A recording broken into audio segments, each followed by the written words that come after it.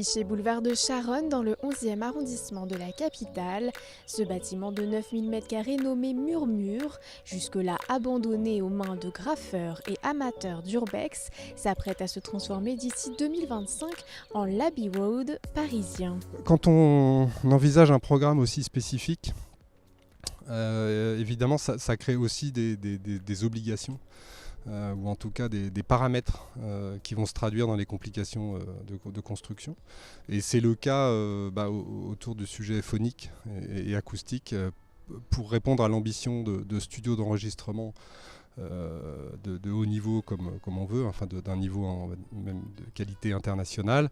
Il faut que quand on enregistre dans le studio, on ne perçoive pas les bruits extérieurs. Et quand on parle des bruits extérieurs, on parle aussi par exemple, et peut-être en premier lieu, des éventuelles vibrations, soit du trafic routier qui est juste devant, parce que c'est le boulevard de Charonne, mais surtout d'un métro qui passe pas si loin et qui engendre évidemment des vibrations dans le sol. Voilà.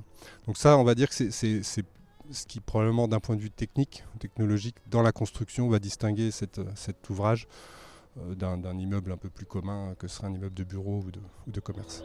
Lauréat du concours Réinventer Paris, Murmure sera une véritable pépinière du son et de l'image sur plusieurs niveaux, avec des studios d'enregistrement mais aussi des disquaires et des restaurants ouverts au public, un luthier, plus de 5000 m² de bureaux et coworking aménagés pour accueillir des entreprises qui gravitent autour de l'industrie musicale, et enfin un rooftop surplombant la plupart des grands monuments parisiens. Au niveau des concepts, on va venir ramener de la lumière naturelle qui va du coup plonger depuis la toiture, traverser l'intégralité des espaces et plonger en dessous du niveau de la rue pour faire baigner ces sous-sols de lumière naturelle. On a une véritable faille qui va du coup être le guideline, la ligne directrice du projet. C'était une des premières intentions et qu'on a toujours gardé aujourd'hui, et on peut être assez fiers de ne pas avoir dérogé à cette intention très simple mais aussi très efficace.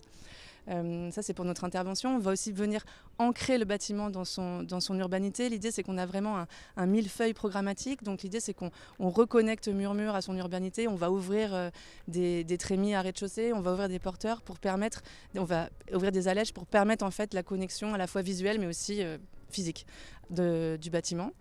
Et enfin, en fait, on va créer un véritable morceau de ville. Donc, c'est un morceau de ville que l'on souhaite plus humain, plus social, mais aussi plus qualitatif.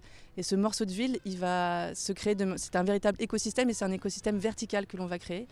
Et on va avoir, en fait, on a organisé les programmes suivant un diagramme du son.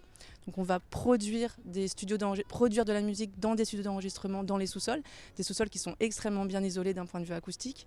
On arrive dans la rue intérieure où là, on est un peu dans l'imaginaire des passages couverts parisiens.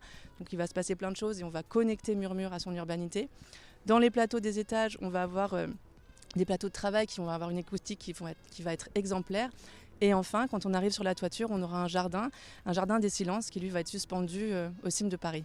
Cet ancien transformateur d'électricité construit il y a près de 100 ans abritera également le studio A avec environ 400 m² et 7 mètres de hauteur en sous-sol. Il pourra accueillir jusqu'à 80 musiciens et des orchestres du monde entier.